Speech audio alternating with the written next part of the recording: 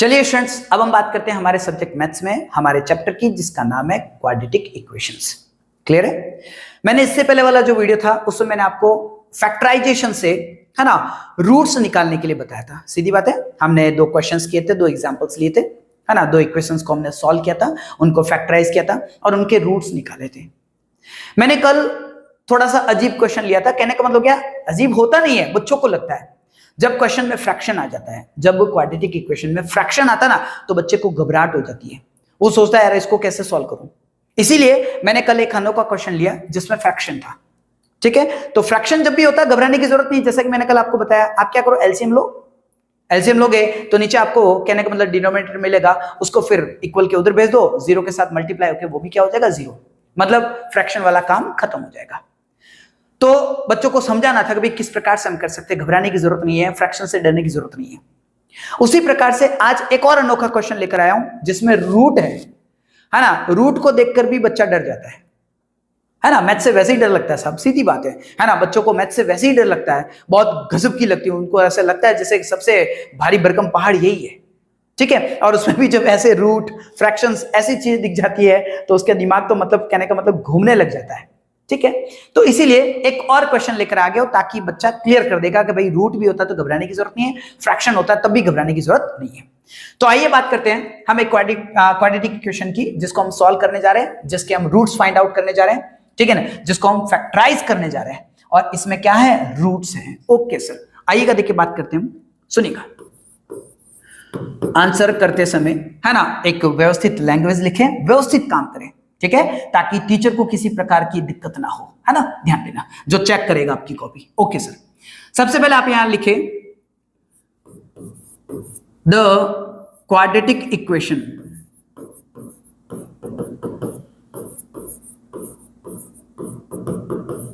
Is, सही बात है, पहले आप इसे लिखिए तो सही, है ना, वो तो क्वेश्चन में है। ओके सर, हमारा क्वाड्रेटिक इक्वेशन है √2x² प्लस 7x प्लस 5 थोड़ा अच्छा नहीं बना, 1 मिनट होल्ड कीजिएगा।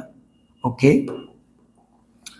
Plus 5 √2 is equal 0। अब हमने बता दिया क्वाड्रेटिक इक्वेशन को जब आप फैक्टराइज करने जाओगे तो आपको मिड टर्म को स्प्लिट करना है। ठीक है, जब आप इसे सॉल्व करोगे तो मिड टर्म को स्प्लिट करें। ओके, तो सबसे पहले आप यहां पे लिखो, now we split the mid term. Clear है? और मैंने आपको बता दिया है जिस वेरिएबल पर पावर 1 है वही क्या है, मिड टर्म। ये बैठा बीच में। ओके, इसको मिड टर्म करते हैं, इसको मिड टर्म कहते हैं।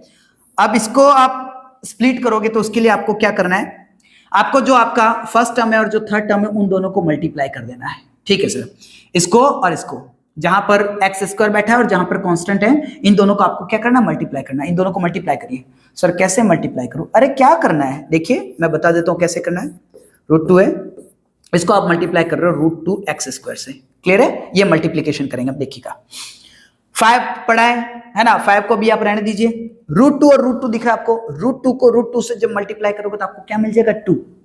सीधी बात है भाई, इन तीनों का मल्टीप्लाई है ना, है क्या, 5 इंटू √2 हमें इन दोनों का मल्टीप्लाई समझ में आ रहा है। √2 इंटू √2 क्या बन रहा है सर, 2 बन रहा है। ओके, तो √2 इंटू √2 क्या बन गया, 2। अब 2 इंटू 5 क्या बन जाएगा, 10। अरे सर ये तो सिंपल था, वही तो कह रहा हूं मैं, बहुत नॉर्मल था, है ना। लेकिन हम तो डर जाते हैं, रूट को देखकर ही डर जाते हैं, हमारे पसीने छूट जाते हैं। अब क्या करूं, दिमाग काम करना ही बंद कर देता है। लेकिन ऐसा कुछ है नहीं।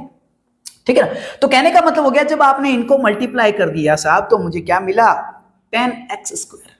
क्लियर है, रूट गायब हो गया, देखिए आप, तो मुझे क्या मिला, 10x²। अब ये जो मिड टर्म है उसको आप यहां पे लिखिए। क्लियर है, इन चीजों को मैं एक बार मिटा देता हूं क्योंकि ये डिस्टर्बेंस क्रिएट कर रही है।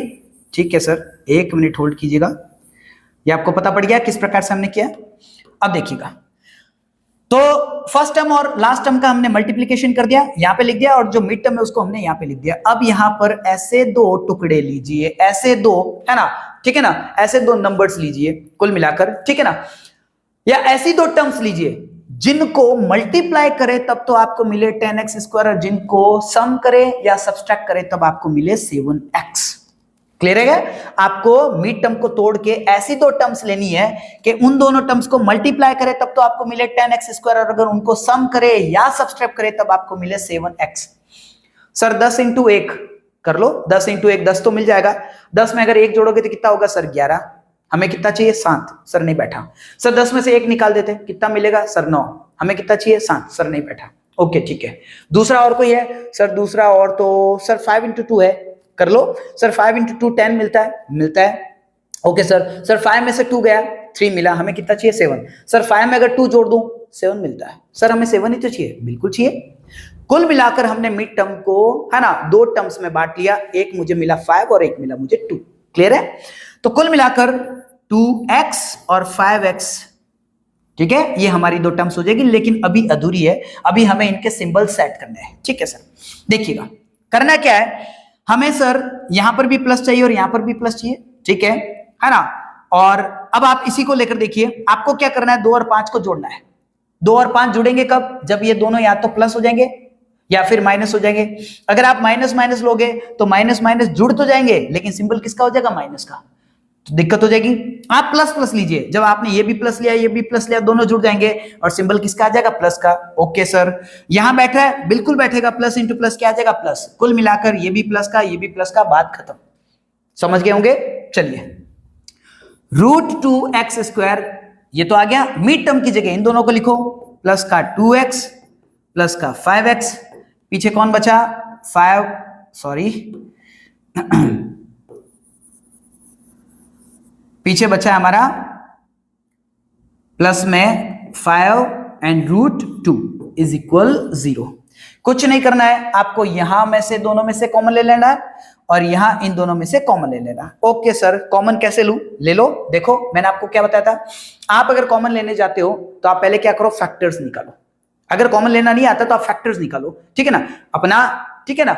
मतलब एक बार देख लीजिए कि किस प्रकार से हम कर सकते हैं, मैं बता देता हूं। देखिएगा, √2x² है, ओके सर, तो √2 इंटू x, ये मैंने फैक्टर्स ले लिए। ओके, ये इसके फैक्टर्स हो गए। इसके क्या हो जाएंगे सर? इसके अब अगर आप रूट में लेने जाओगे तो बढ़िया रहेगा, √2 इंटू √2, ठीक है, और पीछे क्या बैठा है? x, ये हो गया इसका। अब आप देखिए दोनों में से कॉमन क्या मिल रहा है? एक √2 मिल रहा है साहब, बिल्कुल, और एक x भी मिल रहा है। तो कुल मिलाकर बाहर कौन आ गया? √2x। तो अंदर यहां पे कौन बचा? x, और वहां पे कौन बचा? √2। क्लियर? ओके सर, तो यहां मैं ले लेता हूं √2x को कॉमन, तो यहां बच जाएगा x प्लस √2। एक मिनट, ये 2 बच गया सर। क्लियर है? अब यहां से हम क्या कॉमन ले लेते हैं? यहां से अगर आप कॉमन लेने जाओगे तो आप देखिए सिर्फ 5 कॉमन मिल रहा है साहब, सीधी बात है। तो 5 ले लिया मैंने, यहां बचा x और यहां बच गया √2। अब आप देखिए आपको दोनों ही सेम मिल रहे हैं ब्रैकेट में, इसका मतलब आपने सही किया है। ओके, अब हम इसको डिलीट कर देते हैं, इसकी कोई जरूरत नहीं है। आइएगा देखिए बात करते हैं, पेज को थोड़ा सा स्क्रॉल कर देते हैं, ठीक है। ओहो, ठीक है, अब देखिएगा, एक ब्रैकेट तो मिल गया x प्लस √2 और दूसरा ब्रैकेट मिल गया √2x प्लस 5 इज इक्वल 0। अब हम करेंगे देन, ठीक है, x प्लस √2 इज इक्वल 0, तो x बराबर हो जाएगा या इक्वल हो जाएगा, √2 को उधर भेज दो तो यह आ जाएगा माइनस का। यहां क्या हो जाएगा? √2x plus 5 is equal 0। Okay sir, तो √2x पहले 5 को उधर भेज दो तो माइनस का 5 हो जाएगा, x बराबर हो जाएगा माइनस का 5 अपॉन √2। तो here the roots are minus का √2 एंड माइनस 5 अपॉन √2। क्लियर है? तो हम लिख सकते हैं हियर द रूट्स आर, कौन कौन मिले भाई साहब आपको रूट्स? एक तो मिलेगा माइनस का √2 एंड दूसरा मिल गया आपको माइनस 5 अपॉन √2।